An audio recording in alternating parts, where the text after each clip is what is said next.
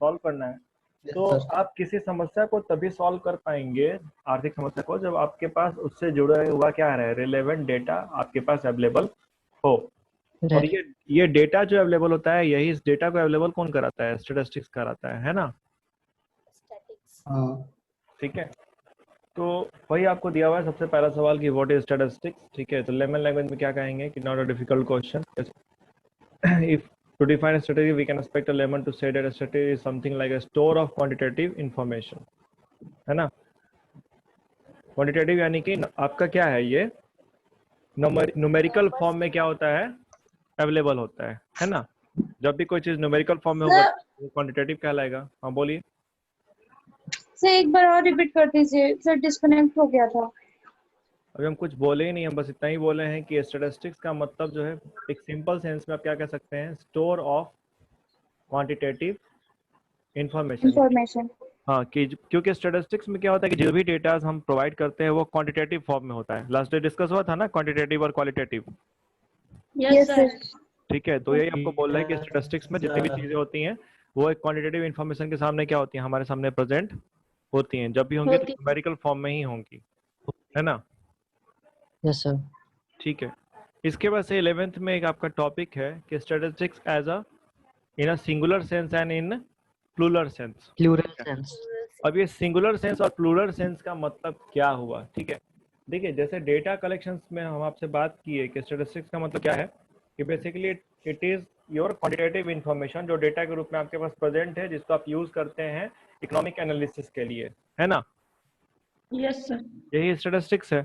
तो स्टैटिस्टिक्स का में क्या है कि एक तो या तो आपके पास डेटा ऑलरेडी क्या है, पहले से अवेलेबल है और आप उस पर फर्दर स्टडी कर रहे हैं, फर्दर क्या कर रहे हैं, स्टडी कर रहे हैं। ठीक है, तो अगर आप फर्दर स्टडी कर रहे हैं तो वहां पे स्टैटिस्टिक्स हो जाएगा as a plural noun, as a Plural noun. ठीक है। प्लूरल नाउन में क्या होता है कि आपके पास पहले से डेटा क्या रहेंगे, अवेलेबल रहेंगे, और आप उस पर फिर क्या करते हैं, फर्दर स्टडी करते हैं। ठीक है, in its plural sense, statistics में देखिए, in its plural sense statistics refers to information in terms of number or numerical data, in terms of number or numerical data such as population statistics। population statistics में क्या होगा कि आपके पास population का पूरा ब्यौरा होगा कि टोटल population कितना है, इस population में बच्चे कितने हैं, इस population में महिलाएं कितनी हैं, इस population में मेल्स कितने हैं। ठीक है, इस population में आपके 60 एज तक के लोग कितने हैं, 80 प्लस एज के लोग कितने हैं। तो यहाँ पे क्या है कि डेटा ऑलरेडी पहले से क्या है, कलेक्टेड है ना, है ना। Yes sir. डेटा कलेक्टेड है। Yes, sir. तो ये हम लोग क्या करेंगे, इसको फर्दर अगर कोई आपको स्टडी करना है कि शिक्षा का क्या स्तर है, अब शिक्षा का स्तर आप स्टडी करने के लिए क्या ले रहे हैं, पॉपुलेशन स्टैटिस्टिक्स को यूज कर रहे हैं फर्दर स्टडी के लिए, तो वो वहां पे स्टैटिस्टिक्स क्या हो जाएगा, एज अ प्लूरल नाउन हो जाएगा। ऐसा क्या हो जाएगा, Plural noun. इसी तरीके से एम्प्लॉयमेंट स्टैटिस्टिक्स आपको बताएगा कि एम्प्लॉयमेंट कंडीशंस क्या है। Statistics concerning public expenditure, however any numerical information is not statistics. साथ साथ ये भी बोलता है कि हर न्यूमेरिकल अगर कोई इंफॉर्मेशन है तो वो स्टैटिस्टिक्स नहीं है। दैट मीन्स कि फॉर एग्जांपल इफ आई से you having 50 rupees in your pocket, अगर मैं बोलूँ कि आपके पॉकेट Sir. 50 रुपये रखा हुआ है, ठीक है, Sir. बोलिए बोलिए। सर समझ में नहीं, एक बार और समझा दीजिए.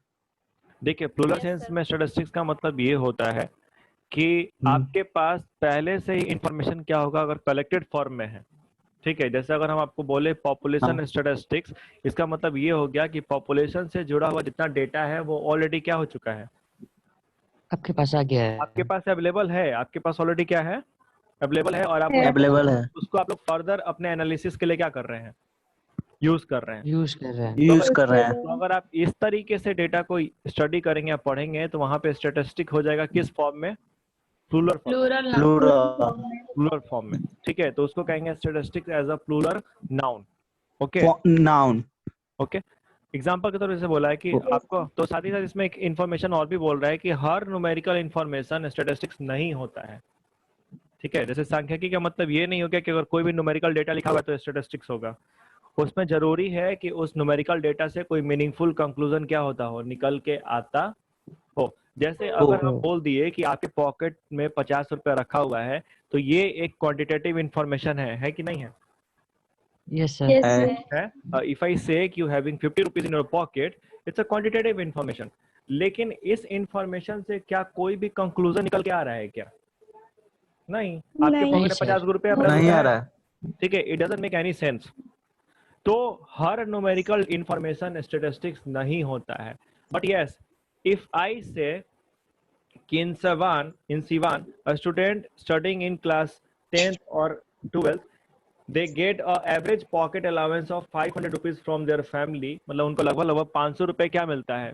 पॉकेट अलाउंस हर Pocket बच्चों को क्या मिल रहा है? मिल रहा है अपने घर से, पॉकेट मनी मिल रहा है, ठीक है। तो इससे हम एक मीनिंगफुल कंक्लूजन निकाल पाएंगे कि जो सिवान में जो बच्चे रह रहे हैं और उनके जो पेरेंट्स हैं, उनका इनकम कंडीशंस क्या है। क्या वो रिच क्लास से आते हैं कि मिडिल क्लास से आते हैं कि पुअर क्लास से आते हैं? आप एक कंक्लूजन ड्रॉन कर सकते हैं इस बेसिस पे, है ना। क्योंकि एक एवरेज Yes, पॉकेट है, जैसे मान लो अगर हम एवरेज निकाले कि जो बच्चे दिल्ली में पढ़ रहे हैं उनको कितना पॉकेट मनी मिल रहा है और जो बच्चे सिवान में पढ़ रहे हैं उनको कितना पॉकेट मनी मिल रहा है, तो इस बेसिस पे एक Yes, कंक्लूजन sir. निकाला जा सकता है कि सिवान में जो लोग रहते हैं उनका इनकम स्ट्रक्चर क्या है और दिल्ली में जो लोग रहते हैं इनका इनकम स्ट्रक्चर क्या है। क्या है? You can draw a meaningful conclusion from that particular information, right? तो वो आपका स्टैटिस्टिक्स होगा, वो आपका स्टैटिस्टिक्स होगा। लेकिन अगर आपके पॉकेट में पैसा रखा हुआ है तो it doesn't make any sense, उससे कोई सेंस नहीं निकलता है, तो वो स्टैटिस्टिक्स इंफॉर्मेशन नहीं होगा, ठीक है। क्या मेरी बातें समझ में आई आप लोगों की? नहीं आई? Anyone Yes, sir. I. Idea नहीं आ समझ में गई। आया? ठीक है, चलिए। तो उसी पे आपको एग्जांपल दिया है कि Ram gets 100 rupees per month as pocket allowance is not statistics, ठीक है। It is neither an aggregate nor an average, whereas average pocket allowance of a student of class 10th is rupees 100 per month, or there are 80 student in class 11 compared to just 8 in class 12th of your schools are statistics। क्योंकि आप इससे conclusion निकाल सकते हैं, जिस information से, जिस quantitative information से आप कंक्लूजन निकाल पाए या कोई मीनिंगफुल आइडिया जनरेट कर पाए तो वो स्टैटिस्टिक्स होगा। लेकिन जिस क्वांटिटेटिव इंफॉर्मेशन से कोई आइडिया जनरेट नहीं हो या कोई भी मीनिंगफुल कंक्लूजन ड्रॉ ना हो पाए तो वो स्टैटिस्टिक्स नहीं होता नहीं होगा। Two- नहीं होगा। ठीक है। Is it clear to you people?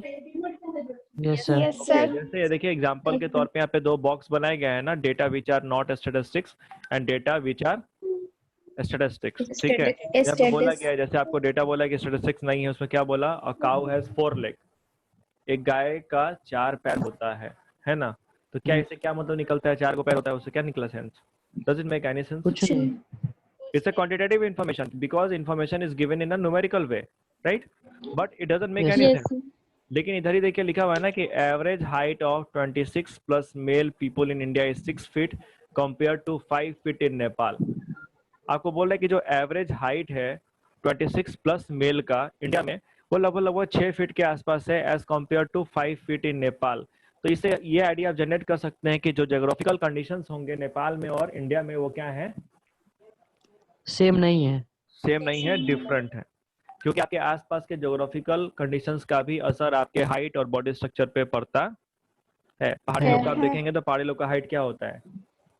मैदानी लोग के हाइट से छोटा होता है ना। Yes. ठीक है। तो Yes, यहाँ sir. पे आप एक आइडिया जनरेट कर पा रहे हैं कि नहीं कर पा रहे हैं? कर पा रहे हैं। तो ये डेटा आपके लिए क्या होगा? Yes, sir. स्टैटिस्टिक्स होगा।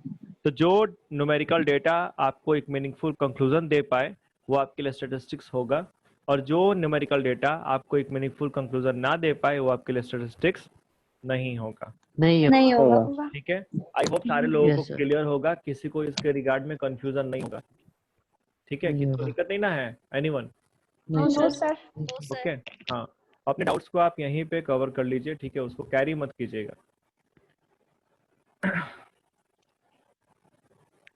वही बोला इन प्लूरल सेंस में। क्या बोला प्लूरल सेंस में? देखिए बॉले क्या कहते हैं। बॉले एक बहुत ही विद्वान और शास्त्री हैं इकोनॉमिक्स, ठीक है। ये क्या कहते हैं? स्टैटिस्टिक्स। ये प्लूरल सेंस में डेफिनेशन है। ये जो डेफिनेशन है स्टैटिस्टिक्स का किस सेंस में है? प्लूरल सेंस, ठीक है, ठीक है। Statistics are numerical statement of fact in any department of inquiry placed in relation to each other. और यूले एंड केंडाल क्या कहते हैं कि by statistics we mean quantitative data affected to a market extend by multiplicity of causes. तो विद्वान लोग हैं, बहुत बड़ा बड़ा बात लिखे हैं। बड़ा बड़ा बात को थोड़ा सा हम लोग इंटरप्रिटेट करने की कोशिश करते हैं। जैसे यूले एंड केंडाल कहते हैं तो ये क्या कर रहे हैं? Statistics we mean quantitative in data affected to a market extended by multiplicity of causes. तो एक आपका क्वांटिटेटिव इंफॉर्मेशन, ठीक है, जो कि ऑलरेडी अवेलेबल है, और ये मल्टीप्लिसिटी ऑफ कॉजेज यानी कि अलग अलग रीजन से क्या होता है, अफेक्टेड होता है। ठीक है, जैसे आपको मान लीजिए हम आपको दे दिए अनएम्प्लॉयमेंट स्टैटिस्टिक्स या एम्प्लॉयमेंट स्टैटिस्टिक्स, तो वो आपको डेटा दे देगा कि भाई लोग एम्प्लॉयड या अनएम्प्लॉयड कितने हैं। लेकिन आपको क्या लगता है कि एम्प्लॉयमेंट का सिर्फ एक ही सिंगल रीजन होगा जिस रीजन के चलते लोग अनएम्प्लॉयड होते हैं? नो सर, नहीं, it affected by multiple causes ना, मल्टीपल रीजंस होंगे ना उसके पीछे, यस सर, यस सर, हाँ है ना।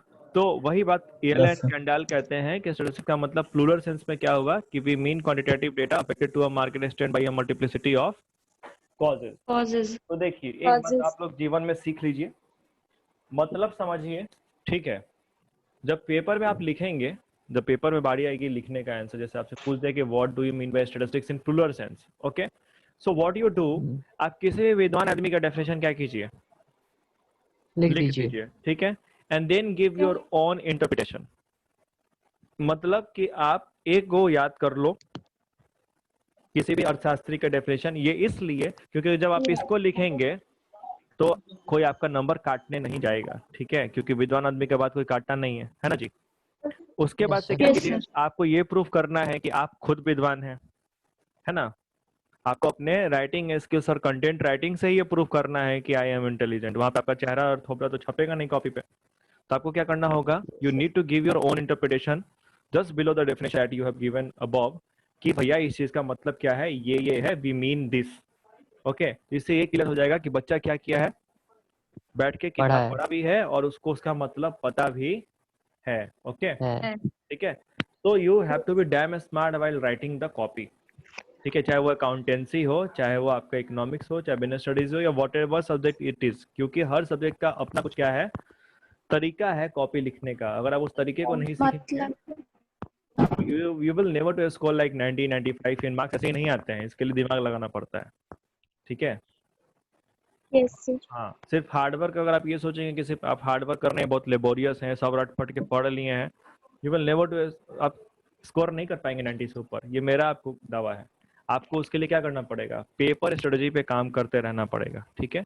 तो पढ़ते भी रहिए और साथ साथ स्मार्ट तरीके से पढ़िए, okay. Well, yes, now moving to features of statistics in plural sense, ठीक है, features of statistics in plural sense, मतलब कि प्लूरल Plural सेंस में sense. अगर हमारे पास डेटा ऑलरेडी अवेलेबल है तो इसके फीचर्स क्या क्या होंगे। फीचर्स क्या होता है थोड़ा बताइए तो आप लोग, फीचर्स होता क्या है या कैरेक्टरिस्टिक्स क्या होता है, what do you mean bye features और कैरेक्टरिस्टिक्स, ये क्या है? विशेषता क्या है? विशेषता, विशेषता में हम लोग क्या लिखते हैं, विशेषता और खूबियाँ। गुण तो विशेषता में हम लोग क्या लिखते हैं, मेरिट्स लिखते हैं। नहीं, मेरिट नहीं, तो क्या लिखते हैं, what do we write in features? Merits लिखते हैं। तो एक बात बताओ, मेरिट्स ही लिखते हैं। कभी कभी किताब में फीचर्स भी दिया रहता है। अब तुम लोग बोल रहे हो मेरिट्स लिखते हैं, जब आप लोग हम बीएसटी पढ़ा रहे थे, जब फॉर्म्स ऑफ बिजनेस ऑर्गेनाइजेशन पढ़ा रहे थे, याद है, तो उसमें आपको फीचर्स भी दिया था, फिर मेरिट भी दिया था, और क्या दिया था, डिमेरिट। तो राइटर तब तो पागल था कि फीचर भी दिया है मेरिट भी दिया है, उसको फीचर देना चाहिए था ना, क्योंकि फीचर मतलब मेरिट होता है, राइट। आप लोग बचपन से पढ़ते आ रहे हैं ना ये वर्ड कैरेक्टरिस्टिक्स और फीचर। सर फीचर मींस उसकी क्या क्या विशेषता है, वो क्या रहेगा तो हम पता चलेगा कि वो स्टैटिस्टिक ठीक है, अगर आप बहुत लड़ाकू हैं ना, वो भी आपकी विशेषता है, यस सर, यस, आप समझे।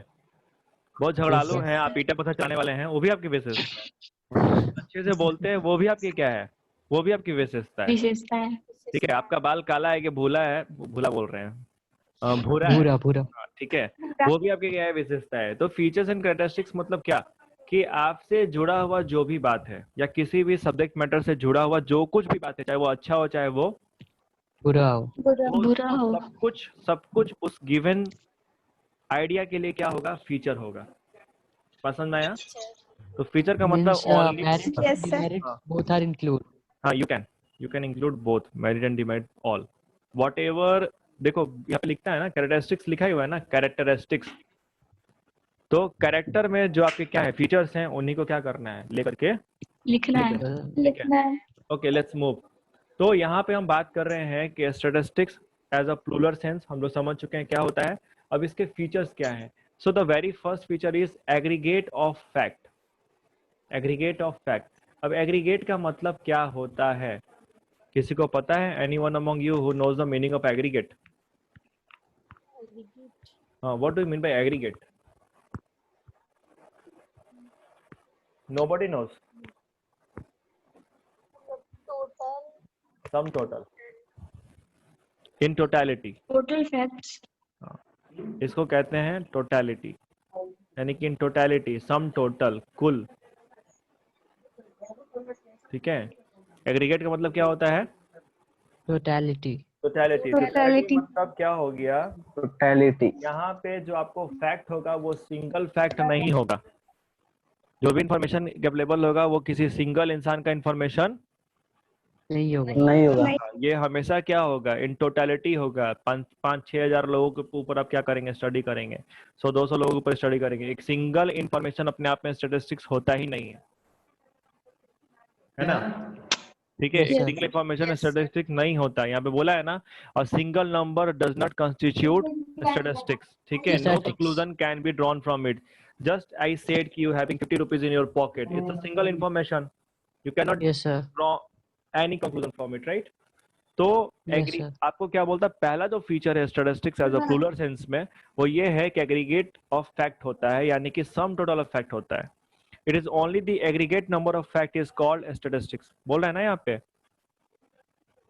कि in totality Yes, sir. Of facts होंगे तो वही क्या होगा? स्टैटिस्टिक्स होगा। At the same can be compared and conclusion can be drawn from them. और ऐसा क्यों? क्योंकि आप उसको कंपेयर कर सकते हैं और उससे क्या कर सकते हैं? कंक्लूजन ड्रॉन कर सकते हैं। कर सकते ठीक हैं। है। For example, if it is stated that there are 1000 student in our college, then it has no statistical significance. But if it is stated that there are 300 students in art faculty, 400 in commerce faculty and 300 in science faculty in our college, it make statistical sense as this data conveys statistical information. अब हम यहाँ पे comparability और conclusion दोनों कर सकते हैं, है ना? हम यहाँ पे Yes, कंपेयर sir. कर सकते हैं कि कौन से बच्चे ज्यादा हैं, और कंक्लूजन भी ड्रॉन कर सकते हैं कि कॉमर्स में क्यों ज्यादा है, बाकी में क्यों कम है। हो सकता है कि जिस कॉलेज की बात हो रही है वो कॉलेज ऐसे लोकेशन पे स्टेब्लिश है जिसके आसपास में इंडस्ट्रीज बहुत ज्यादा हैं। तो जहाँ पे इंडस्ट्री होगी वहाँ पे क्या होगा? वहाँ क्या होगा? कॉमर्स ज्यादा होंगे। कॉमर्स ज्यादा होगा। ठीक है। कॉमर्स वालों को नौकरी मिलेगा ना वहाँ पे। आज के समय में हमारे यहाँ लोग बोलते हैं ना, हमारे यहाँ लोगों से अगर आप बात करोगे वो बोलेंगे कॉमर्स ले लिए, कॉमर्स का तो कोई स्कोप ही नहीं है। Yes, बोलते sir. हैं ना लोग। हमारे घर पे वैसे ही है। People do say that. अरे यार कॉमर्स ले लिए, कॉमर्स का ले लिए। कॉमर्स वो लेता है जिसको कुछ नहीं आता है ना? साइंस जिसको नहीं आता वो कॉमर्स लेता है। द प्रॉब्लम इज हमारे आसपास इंडस्ट्रीज नहीं है। अगर यहाँ आसपास में इंडस्ट्रीज होती, बड़ी बड़ी कंपनियों का ऑफिस होता, तो उन ऑफिस में काम करने वाले जो बंदे होते हैं सबसे ज्यादा लोग कौन होते हैं? कॉमर्स वाले। Commercial. कॉमर्स। ठीक है। तब यहाँ पे मार होता कॉमर्स पढ़ने के लिए। जैसे अगर आप दिल्ली जाओगे, ठीक है, तो दिल्ली में देखना कॉमर्स का कितना हब है, भरा पड़ा है वहाँ पे स्टूडेंट कॉमर्स का। रीजन सर वहाँ पे एक जगह है, वहाँ पे एक जगह है जिसका नाम ही है कमर्शियल डेटा। Commercial data. वहाँ का जगह का नाम, हाँ कमर्शियल डेटा करके एक है वहाँ पे एक जगह, कमर्शियल डेटा नहीं है, ग्रेटर नोएडा में। कुछ और नाम है उसका। कमर्शियल बेल्ट सॉरी, ठीक है। कमर्शियल बेल्ट, क्योंकि वहाँ पे चारों तरफ बैंक ही बैंक है। चलो ठीक है, तो आगे आते हैं। तो ये आप समझ गए कि एग्रीगेट ऑफ फैक्ट कैसे है? क्लियर हो गया ये? चल ओके। Yes sir. दूसरा बोला न्यूमेरिकली Yes, sir. एक्सप्रेस। देखिए ये तो बातें हम लोग पहले डिस्कस कर चुके हैं कि स्टैटिस्टिक्स में जो कुछ भी होगा वो किस फॉर्म में होता है? न्यूमेरिकल में। इन टर्म्स ऑफ क्या होता है? नंबर होता है। Qualitative aspect like small, big, rich, poor वगैरह वगैरह, ये स्टैटिस्टिक्स का पार्ट नहीं होता है, क्योंकि हम यहाँ पे जो कुछ भी होते हैं ये सारी चीजें हम क्या करते हैं? नंबर के टर्म्स में ही एक्सप्रेस करते हैं। जो चीजें नंबर के टर्म्स में नहीं एक्सप्रेस हो पाएंगी वो स्टैटिस्टिक्स में स्टडी नहीं होगा। जैसे अगर हम बोले ऑनेस्टी, हम क्या बोले? Honesty. You can not express honesty in terms of number. कर सकते हैं? Yes. No, sir. No sir. तो आप ऑनेस्टी के बेसिस पे डेटा कलेक्ट नहीं कर पाएंगे, नहीं हो पाएगा कि कौन कितना ऑनेस्ट है कौन कितना dishonest. You can not figure out that data. ठीक है, क्योंकि वहां पे आप उसको नंबर के टर्म में एक्सप्रेस नहीं कर नहीं रहे कर हैं। सकते हैं। ठीक है। नहीं कर सकते। स्टैटिस्टिक्स में क्या है? स्टैटिस्टिक्स का फीचर्स क्या बोला आपको? कि यहाँ पे वही इंफॉर्मेशन आएंगे जो क्या हो सकते हैं, नंबर के टर्म में एक्सप्रेस्ड हो सकते हैं। हो सकते हैं। होंगे। ठीक है, बात समझ में आया? Yes sir. ओके, अब एक बात बताइए, क्या ये लिमिटेशन है कि नहीं स्टैटिस्टिक्स का? है। ये लिमिटेशन, इसी को हम डिमेरिट में लिख लेंगे कि नहीं लिख लेंगे? लिखिए।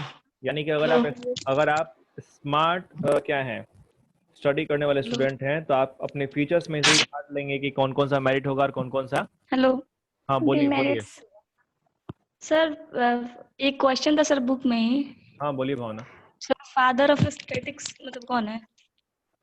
फादर ऑफ स्टैटिस्टिक्स में तुम्हारा, एक सेकंड, तो मैथमेटिशियन जी का नाम आएगा। Sir Adam Smith.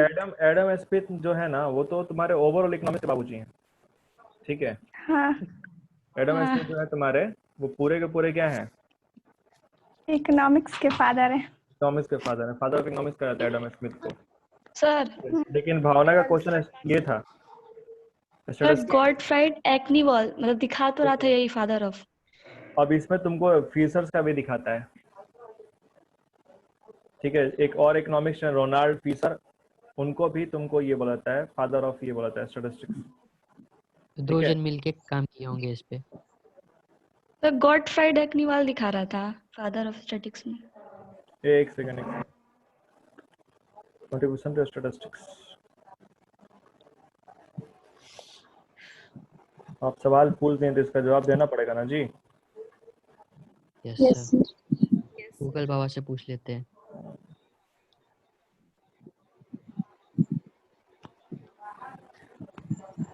देखो एज पर दी बुक में क्या लिख रहा है, बुक में कुछ दिया है इसके रिगार्ड में? बुक में मतलब नेम नहीं दिया, बस ये क्वेश्चन बिहार किया बोर्ड था। किताब में दिया होगा, कहीं सीबीएसई में फादर और मदर वाला पढ़ना नहीं है। तो बिहार बोर्ड में ही हम देखे थे नहीं। बिहार बोर्ड के बुक में दिया होगा। ठीक है, स्टैटिस्टिक्स में देखो ओवरऑल जो फादर ऑफ इकोनॉमिक्स में देखते हो तो एडम स्मिथ है। ठीक है, हाँ। और फीसर का नाम, मतलब फीसर का कंट्रीब्यूशन है, फीसर नाम के इकोनॉमिक्स है। ठीक है, रोनाल्ड फीसर। तो फीसर का कंट्रीब्यूशन बहुत ज्यादा माना गया है स्टैटिस्टिक्स में। ठीक है, मतलब अगर स्टैटिस्टिक्स में सबसे ज्यादा अगर किसी का नाम आता है तो रोनाल्ड एल्मर फीसर का आता है। ठीक है, तो आप इनको कंसीडर कर सकते हैं as the father of statistics, क्योंकि फादर का मतलब यहाँ पे क्या हुआ कि कहीं कहीं प्रोपाउंडर होता है, प्रोपाउंडर मतलब कि जो सबसे पहले उसको आइडिया लेकर के आया है ना, और कहीं कहीं जो फादर कंसीडर करते हैं वो उस व्यक्ति को करते हैं जिसका सबसे ज्यादा क्या रहता है, कंट्रीब्यूशन रहता है। ठीक है, उस पार्टिकुलर सब्जेक्ट में। तो यहाँ आपका जो फीसर जी हैं, फीसर जी का कंट्रीब्यूशन स्टैटिस्टिक्स पे सबसे ज्यादा माना गया है। ठीक है, तो मेरे हिसाब से, हाँ पता बोलो कर सकते हैं क्या चीज? सर, दोनों लोग हैं लोग, तो दोनों लोग के जब वो लोग खोज हुआ था स्टैटिक्स का, उस टाइम से, उस ईयर से हम लोग पता कर सकते हैं देखो खोज के कि बात दोनों नहीं के है, हम क्या ईयर में बोल रहे कितने हैं, डिफरेंस है। It's a part of mathematics. बात समझे, सब्जेक्ट का खोज नहीं होता। जैसे तुमसे पूछे कि इंग्लिश का खोज कहाँ हुआ था, तो बता पाओगे इंग्लिश का खोज कहाँ हुआ था? क्योंकि हाँ, सब्जेक्ट जैसे भोजपुरी का खोज कहाँ हुआ था, बताओ हमको, तो बता पाएगा भोजपुरी का खोज कहाँ हुआ था? कौन खोजा? भोजपुरी के पापा जी कौन है? Bhikhari Thakur. Bhikhari Thakur is the father of Bhojpuri. उससे पहले भोजपुरी नहीं था। नहीं सर, देखो यहाँ पे कहने से क्या है, सर एज अ सब्जेक्ट अगर कोई चीज ओरिजिनेट हो रहा है तो ओवर टाइम होता है ना, धीरे धीरे धीरे धीरे। जैसे भोजपुरी के रूप में, भोजपुरी आज के टाइम में आप पता है, भोजपुरी में आप ग्रेजुएशन कर सकते हैं बिहार में। ठीक है, हाँ, as a stream of education Bhojpuri आ चुका है, उसमें आप पढ़ सकते हैं, उसकी पढ़ाई होती है प्रॉपर। तो अब हम बोले भोजपुरी में सर? जी हाँ, जी हाँ, भोजपुरी में आप कर सकते हैं। भोजपुरी में मतलब ये नहीं कि तुम इकोनॉमिक्स भोजपुरी में पढ़ोगे और क्या बोलते हैं अकाउंट भोजपुरी में पढ़ोगे, भोजपुरी की पढ़ाई। जैसे हिंदी में लोग पढ़ते हैं ना, यस सर, जैसे हाँ बीए हिंदी होगा तो ऐसे बीए क्या होगा आपका, भोजपुरी। ठीक है, इसको क्योंकि उस पर भी रिसर्च चल रहा है एज अ ये। तो यहाँ पे अब देखिए मेरे हिसाब से अगर आप हमसे पूछिएगा तो हम फीसर का नाम लेंगे, क्योंकि मेरे हिसाब से कौन होगा, फीसर। जहाँ तक हम स्टैटिस्टिक्स में जानते हैं तो सबसे ज्यादा जो कंट्रीब्यूशन है वो किसका है, फीसर का है। ठीक है, तो आप वहाँ पे फिशर ही लिखिएगा भावना। ठीक है, ओके सर। हाँ, रोनाल्ड फिशर पूरा नाम हुआ इनका। Fisher, okay sir. Donald Fisher, okay, क्योंकि फिशर का कंट्रीब्यूशन सबसे ज्यादा है स्टैटिस्टिक्स में। खैर एनीवे, आगे मूव करते हैं। Affected by multiplicity of causes. तो यहाँ पे आपको बोलता है कि स्टैटिस्टिकल जो इंफॉर्मेशन होता है वो किसी सिंगल कॉज से अफेक्ट नहीं होता है। ठीक है, जैसे हम आपको बोले ना कि अगर हम बात करें अनएम्प्लॉयमेंट की, अनएम्प्लॉयमेंट स्टैटिस्टिक्स आपके पास अवेलेबल है, जिसमें आप देख रहे हैं कि भैया इतने लोग अनएम्प्लॉयड हैं या एम्प्लॉयड हैं। तो यहाँ पे अगर हम बात आपसे करेंगे, आप लोगों से हम पूछें कि बताओ भारत में इतना ज्यादा अनएम्प्लॉयमेंट क्यों है, तो आप क्या जवाब देंगे हमको, बताइए। What answer you will give? Bharat में बेरोजगारी इतनी ज्यादा है ना, ऐसा क्यों है? क्या रीजन है? यहाँ की टेक्नोलॉजी भी ज्यादा नहीं है। ठीक है, टेक्नोलॉजी भी बहुत कम है। अच्छा, और लोगों की थिंकिंग, जनसंख्या सर। जनसंख्या, पॉपुलेशन एक्सप्लोजन, ठीक है, मान सकते हैं। और educational structure, yes yes sir. Sir. Health facility, ये सब रीजन एक साथ मिलके आपको क्या करते हैं, आपका अनएम्प्लॉयमेंट कंडीशन क्रिएट करते हैं ना। मान यस लीजिए सर, आप बचपन से आपके आसपास में कोई हॉस्पिटल नहीं है इलाज के लिए या कुछ भी नहीं है, तो आपको बुखार भी लगेगा तो आप उलट जाइएगा, है ना। आप यस कैसे सर, सर्वाइव कीजिएगा, सस्टेन कैसे कीजिएगा। तो अगर हेल्थ फैसिलिटी भी अच्छा नहीं है, तो अगर आपका तबीयत खराब है, पढ़ पाएंगे? बिल्कुल हाँ। नहीं। पढ़ पाएंगे। नहीं। अब एजुकेशन में हम बात कर ले, जैसे आप पढ़ रहे हैं, तो आप अभी कुछ बच्चे आप में से कोई लोग प्राइवेट स्कूल्स में होंगे, कुछ अभी प्राइवेट स्कूल से निकल के गवर्नमेंट कॉलेजेस में एडमिशन लिए हैं, या कुछ भी अभी भी क्या है स्कूल्स या कॉलेजेस में, राइट। कुछ Yes, बच्चे sir. ऐसे होंगे जो सरकारी विद्यालय से पढ़े होंगे, है ना। जैसे हम ही पढ़ाते हैं, तो कुछ स्टूडेंट हम लोग के आईसीएसई बोर्ड के भी हैं, ट्यूशन वाले बैच में तो कोई नहीं है, there is no any guy who is from ICSE board. कुछ बच्चे हैं जो सीबीएसई के भी हैं, और कुछ बच्चे हैं जो क्या हैं, स्टेट बोर्ड के भी हैं। State board. अब खुद अगर आप देखोगे ना, तो ऑटोमेटिक डिफरेंस दिख जाता है। जो आईसीएसई वाला बोर्ड वाला है वो ऑटोमेटिक क्या है, पहले से स्मार्ट है, क्योंकि उसके जो Yes. उसका जो स्कूल मिला है या उसकी जो अपब्रिंगिंग हुई है वो क्या हुई है, बेहतर कंडीशन में हुई है। लेकिन यही जो सरकारी विद्यालय में पढ़ा होगा, सिवान के बीएमसी मिडिल वगैरह में, तो वहाँ पे स्कूल के कंडीशन कितना खराब है। कभी आप गए हैं सरकारी स्कूल में, कभी देखे हैं कंडीशन क्या होते हैं? मुझे भी नहीं पता था, लेकिन जब मेरा 4 महीना ट्रेनिंग हुआ वहाँ पे एज अ ट्रेनिंग टीचर, हम लोग थे वहाँ पे जब बीएड की ट्रेनिंग चल रही थी, then I get to know कि यार कंडीशन इतना भी बुरा होता है। अब बिलीव नहीं करोगे, क्लास 8 या 9 8 क्लास में बच्चे थे, उनको अपना नाम ठीक से लिखना नहीं आता। ठीक है, इस स्कूल में सर। ये बीएम मिडिल जो जेपी चौक पे है ना, हाँ सिरसा पब्लिक के सामने, ठीक है। यस सर, तो यहाँ पे क्या है, कल होकर के अगर आपको क्या लगता है, तो वो बच्चे जाकर के अनएम्प्लॉयड होंगे कि नहीं होंगे कल होकर फ्यूचर में? यस होंगे। सर, होंगे, क्योंकि उनकी अपब्रिंगिंग ही गलत तरीके से हुई ना, उनको गलत तरीके से एजुकेशन दिया गया। Yes sir. तो देश में क्या है, Yes, sir. आपके खुद के देश में एक तबका बहुत ऊपर है, एक तबका क्या है, बहुत नीचे है। तो क्या ये ऊपर जो है, क्या ये नीचे जो ऊपर। इनइक्वालिटी ऑफ इनकम है, इनइक्वालिटी ऑफ इनकम है, क्या भी ये भी एक रीजन है कि नहीं है अनएम्प्लॉयमेंट का? है। है ना। अमीर का ज्यादा अमीर होना, गरीब का ज्यादा गरीब होना, ये भी एक रीजन है किसका, अनएम्प्लॉयमेंट का। तो मेरे कहने का मतलब क्या था, हम आपको यही समझा रहे थे कि जो स्टैटिस्टिकल इंफॉर्मेशन होता है वो किसी सिंगल कॉज से अफेक्टेड नहीं होता है, वो मल्टीपल कॉजेस से क्या होता है, अफेक्टेड होता है। ठीक है। Statistics are not affected by any single factor, but are influenced by many factors. Had they been affected by one factor alone, then we remove the factor, they would lose all their significance. For instance, 30% rise in price may have due to several causes. अगर 30% rise हो रहा है price में, तो सिर्फ एक कारण से नहीं होगा। वहां पे हो सकता है कि आपका सप्लाई कम हो गया हो सकता है कि डिमांड क्या हो गया, बहुत ज्यादा बढ़ गया हो सकता है कि जो पावर हाँ। सप्लाई है, मतलब जो पावर चाहिए आपको क्या करने के लिए, प्रोडक्शन करने के लिए, उसकी कमी हो गई कम हो गया। हो सकता है कि जो कम हो गया। लेबर है, जो मजदूर लोग काम कर रहे हैं, उनका लेबर में क्या हो गया, बढ़ोतरी हो गया हो, मजदूरी बढ़ गया हो, है ना। मजदूरी बढ़ेगा तो सामान का प्रोडक्शन महंगा हो जाएगा। Yes Yes. तो हो सकता है कि सरकार टैक्स रेट ज्यादा बढ़ा दी हो। तो आप एक देख रहे हैं ना, एक सिंगल जो यहाँ पे आपका जनरेट हो रहा है कि प्राइस बढ़ा है 30% से, तो वो तो किसी सिंगल रीजन के चलते नहीं हो रहा है, वो मल्टीपल रीजन के चलते हो रहा है ना। तो स्टैटिस्टिकल जो हाँ। इंफॉर्मेशन है वो क्या होता है, मल्टीपल रीजन से अफेक्ट होता है, सिंगल रीजन से अफेक्ट नहीं होता है। ओके, नहीं होता है। ठीक है। Then is your reasonable accuracy. A reasonable degree of accuracy must be kept in view while collecting statistical data. The accuracy depends on the purpose of investigation, its nature, size and available resources.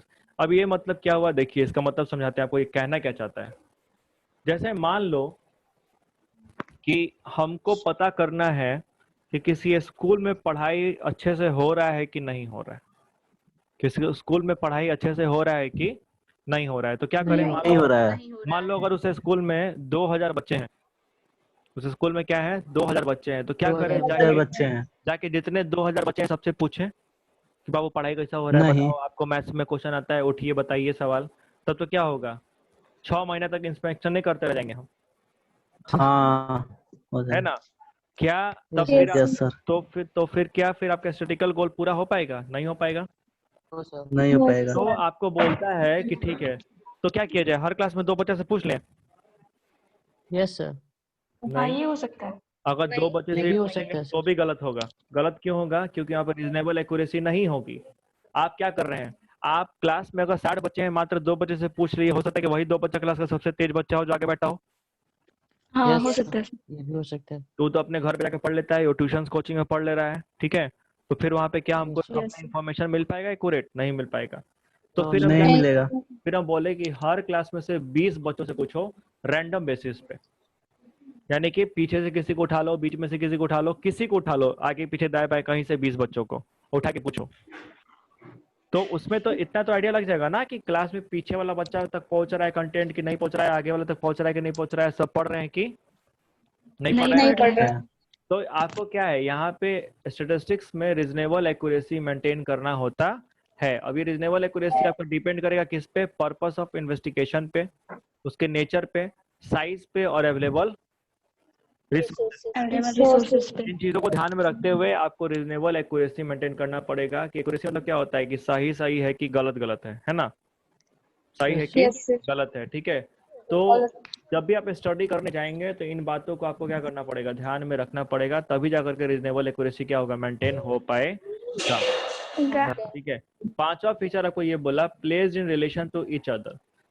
Such numerical alone will be called statistics are mutually related and so comparable. Unless they have been quality of comparison, they cannot be statistics. देखिए आपको बोलता है कि अगर कोई information है भी और कोई इंफॉर्मेशन है लेकिन आप उसको कंपेयर नहीं कर सकते हैं, तो फिर वो स्टेटिस्टिक्स नहीं होगा। नहीं होगा। क्योंकि स्टेटिस्टिक्स में 2 बातें आपको बोला कि एक तो इंफॉर्मेशन कंपेरेबल होना चाहिए, दूसरा उससे कंक्लूजन क्या कर सकें आप, निकल सके। ठीक है। जैसे आपको बोला, if it stated Ram is 40 year old, Mohan is 5 feet tall and Sohan has 60 kg of weight. आपको इन्फॉर्मेशन लिखा हुआ है ना कि राम क्या है, यस सर। 40 साल का है, 40 साल पुराना है। मतलब 40 साल का है। 40 साल का है, ठीक है। 40 साल का है मोहन 5 फीट और लंबा है, मोहन 5 फीट लंबा है ठीक है। तुम और सुनो, सोहन सुनो, 60 केजी का है। हाँ ठीक, गुड। अब रुक जाओ, मेरे बात सुनो। तो यहाँ पे आपको 3 इंफॉर्मेशन दिया हुआ है। अब इन तीनों इंफॉर्मेशन आप क्या कंपैरिजन कर पाएगा कोई कंपैरिजन? एक बात No, कर sir. नहीं एक बात कर रहा है हाइट की और एक बात कर रहा है वेट की, ठीक है। तो यहाँ पे आप कोई इंफॉर्मेशन नहीं ड्रॉ कर सकते हैं, कोई आइडिया निकाल सकते हैं इससे? नहीं, नो सर। ठीक है। भले ही 2 किसी एक आदमी के बारे में एक ही आइडिया निकल रहा है। ठीक है, तो कंपेरेबिलिटी पॉसिबल नहीं है। हाँ, यही लिखा रहता है कि राम 40 साल ओल्ड है और मोहन क्या है 20 साल है, तो आप एक कंक्लूजन ड्रॉ कर पाते हैं कि राम जो है वो मोहन से 20 साल क्या है, बड़ा है, बड़ा है। बड़ा है। ठीक है। लेकिन वैसे तो इन्फॉर्मेशन दिया नहीं है, तो फिर क्या ये स्टैटिस्टिक्स होगा? नहीं नहीं होगा। होगा सर। नहीं होगा। नहीं होगा। यानी कि कंपेरेबिलिटी जरूरी है। कंपेरेबिलिटी क्या है, जरूरी है। जरूरी है। जरूरी है। The next feature of statistics is predetermined purpose. आप एवे ही नहीं चले जाएंगे कुछ भी डेटा कलेक्ट करने के लिए, ठीक है। आप जो भी डेटा कलेक्शन हो रहा है वो किसी ना किसी प्री डिटरमाइन क्या होगा, ऑब्जेक्टिव के पे बैठा होगा, फिक्स होगा, ठीक है।